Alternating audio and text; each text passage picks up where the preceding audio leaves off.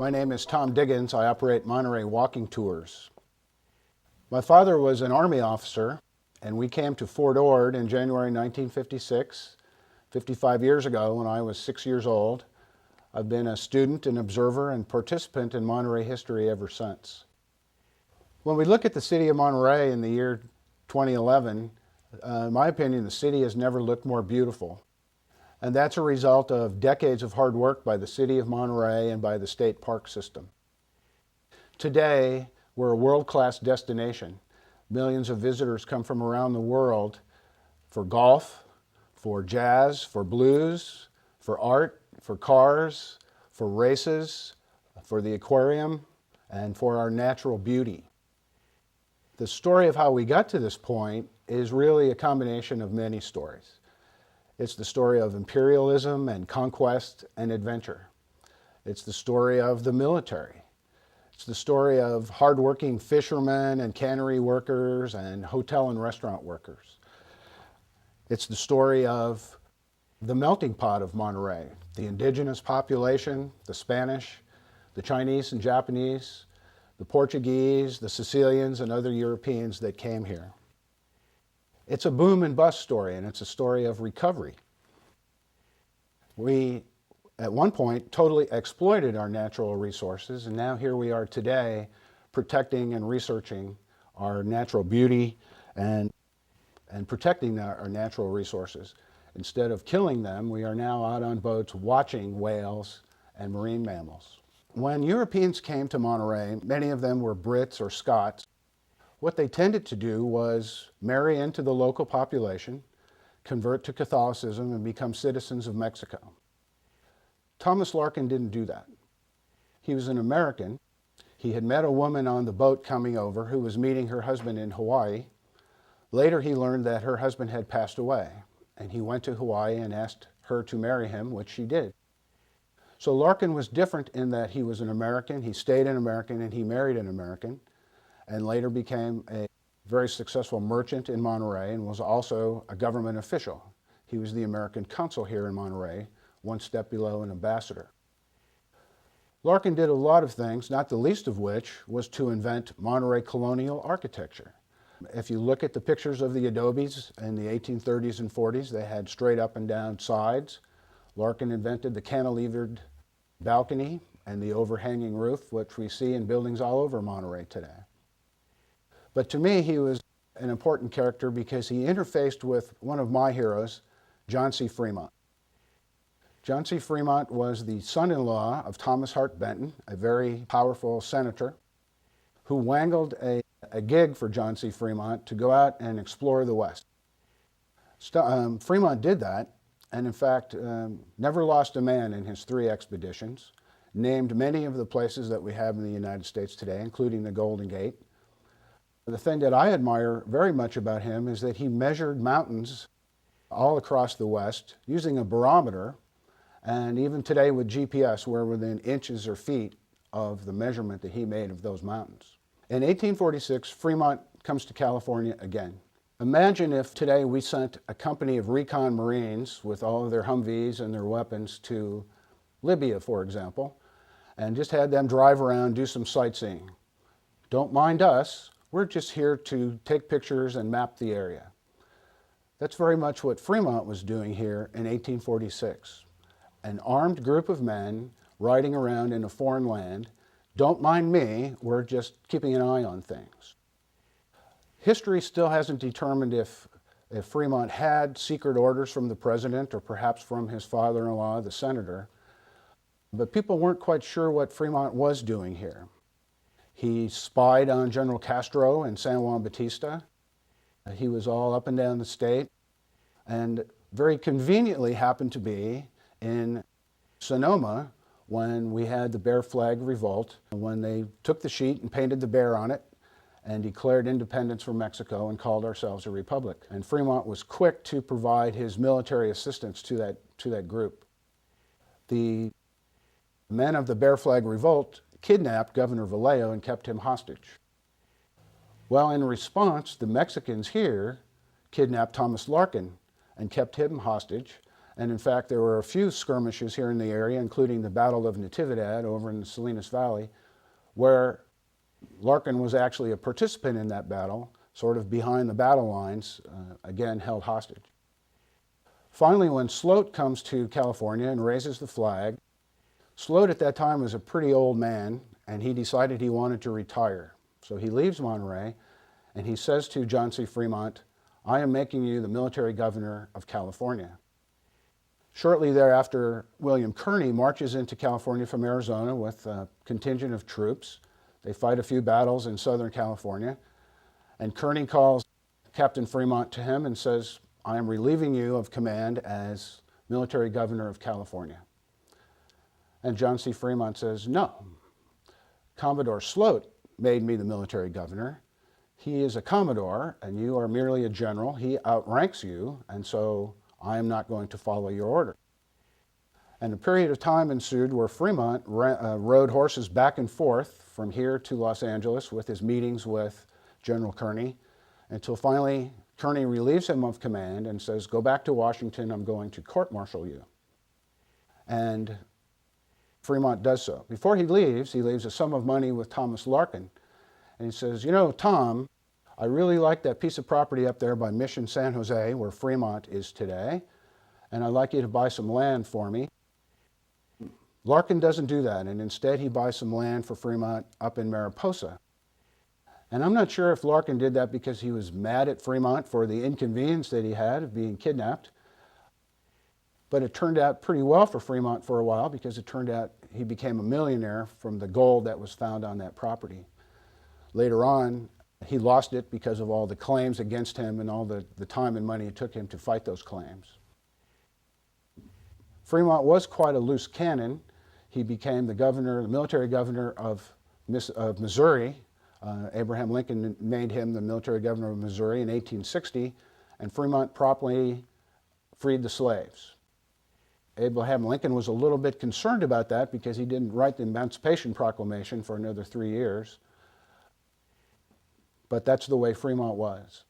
He was one of our first senators, and he was the first Republican candidate for president in 1856. He's definitely a hero that had quite an impact not only on Thomas Larkin, but the actions here in Monterey at the start of the Mexican War in 1846. One of my favorite stories is poor old Commodore Catesby Jones, who thought that we were at war with Mexico in 1842. He sails into the bay, anchors his ship in the harbor, and rows ashore to the foot of the custom house and raises the American flag and declares California part of the United States. And Thomas Larkin comes down the hill and says, "Excuse me, Commodore, we are not at war with Mexico. You have just invaded a foreign country." Catesby Jones brings the flag down, passes out a few $100s in damages, and sails away. Of course, they didn't have the communication in the 1840s that we have today, but we knew that war with Mexico was imminent. And Sloat in 1846 is in Acapulco with 3 ships and also 2 British ships. And he knows that war is coming, but he's not sure exactly when. And he dithers a bit there in Acapulco and finally decides he's going to sail north. And he comes to Monterey and he anchors in the bay, but he's still not sure that we're at war with Mexico. He does not want to be Commodore Catesby Jones and have a faux pas of that magnitude. But he finally learns that we are in fact at war with Mexico. He rows ashore. He has Lieutenant Mervine raise the American flag there at the foot of the custom house and finally declares California for the United States. In 1850, there was a Scotsman that came to Monterey by the name of David Jacks. He had $4,000 in his pocket. He had just sold a shipment of arms to someone, but he had quite a lot of money. And through a series of very fortuitous circumstances for him, he was able to basically take over most of the property here on the Monterey Peninsula. The city of Monterey owed him some money, and he ended up taking property in return. And over the years, he picked up a lot more. Not only did he own most of the property in the city of Monterey, he owned where now the Presidio is, all of Cannery Row, Pacific Grove, Pebble Beach, Seaside, Fort Ord, and over to Salinas. When the railroad came here in 1880, the railroad guys paid him, I think it was $5 million for the right-of-way and some property along what is now Cannery Row. and began the tourism industry. So the railroad buys the land from David Jacks for about $5 million, and they do the right-of-way, and they own a lot of the property along Cannery Row, which later was purchased by the cannery owners and so forth. David Jacks owned tens of thousands of acres in Monterey County. He sold quite a bit of it to the Army, which later became the Presidio of Monterey, and they used it for a cavalry post in the early 1900s. Later, when the Army needed to expand after World War I, or leading up to World War I, he sold thousands of acres more across the bay, and that later became Fort Ord, named after one of the lieutenants that was here building the fortifications in the 1840s, later became a Civil War general.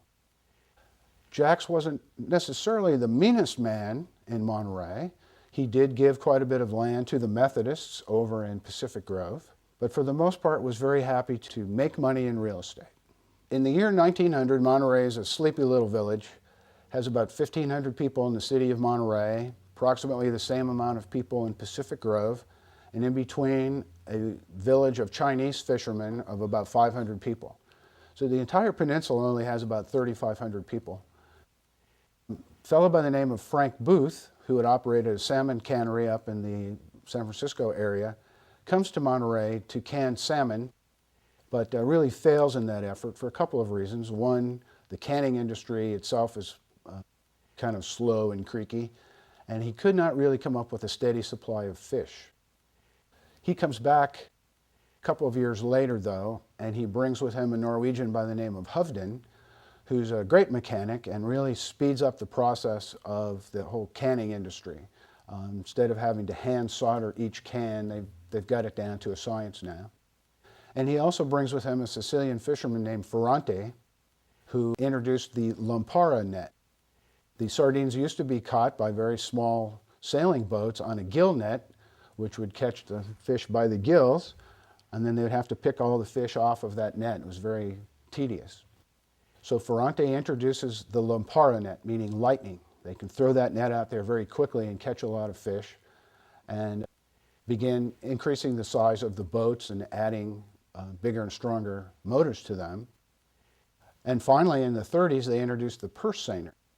Well, the impact of all of this new technology is that we can catch more and more fish. And when they started the industry in the early 1900s, 25, 30, 50,000 tons of fish every year, to the peak where we're now catching 250,000 tons of fish, of sardines, every year. At the peak on Cannery Row, we had 19 canneries, 20 reduction plants, 3,000 cannery workers, mostly women, and 1,000 fishermen and 100 fishing boats. So by the 30s and 40s, this is now a major economic engine of Monterey. The fishermen needed to get a license from the Fish and Game Department. How many fish can we catch? And they were always looking for more and more fish. And towards the end, people began to say, perhaps those fish aren't really there. Perhaps we're taking too many from the ocean. And the fishermen would say, no, there's plenty of fish there. Well, in fact, we weren't eating all those sardines. We were grinding them up in the reduction plants, and we were making cat food and fertilizer and fish oil, which is really where the stink that John Steinbeck talks about comes from. Now, at the same time, we have a burgeoning tourism industry here in Monterey. The big four railroad guys had just built the most luxurious hotel in the world, the Del Monte Hotel, with racetracks and polo grounds and golf courses and swimming pools and a pier and a bathhouse that went out into the bay. And the moneyed tourists that would come here weren't too excited about all the smell, not only from the Chinese village, but from Cannery Row. But it was important that we feed that beast. We now have 4,000 people involved in the fishing industry. That's a 100% increase in our population from the turn of the century. By the time Steinbeck's book, Cannery Row, comes out, the sardines are gone. Now, we didn't know then what we know now about El Nino and a lot of the oceanographic research, and it might be that there was some water warming or something that drove the fish away, but very likely we had overfished that, and mostly because we kept grinding them up. To me, one of the great stories of Cannery Row is that we've gone from taking all those fish out and now we are enjoying the ocean for recreation. One of the great things about the city of Monterey is in the 50s and 60s, the city decided that tourism was going to be the future, and they began redevelopment and renewal, particularly downtown, the tunnel, the Custom House Plaza, the freeway, the Del Monte Shopping Center. But by the 60s, people were beginning to push back against unrestrained development.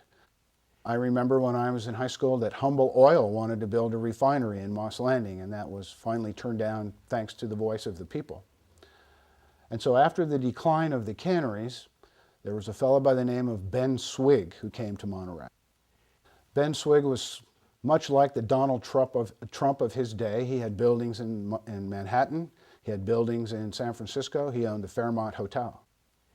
And he came to the city of Monterey, he bought a lot of property on Cannery Row, and he came to the city with a development project.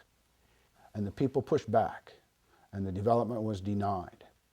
And so he ended up selling his property to a couple of chefs by the name of Balistreri and Catino, who are now the owners of the Cannery Row Company and own much of that real estate and other property in Monterey. When you go along Cannery Row now, you see scuba divers and kayakers, and people come to Monterey for the ecotourism. When I was in high school, coming down here to Cannery Row on date night, there wasn't much here. Most of those canneries were just derelict buildings.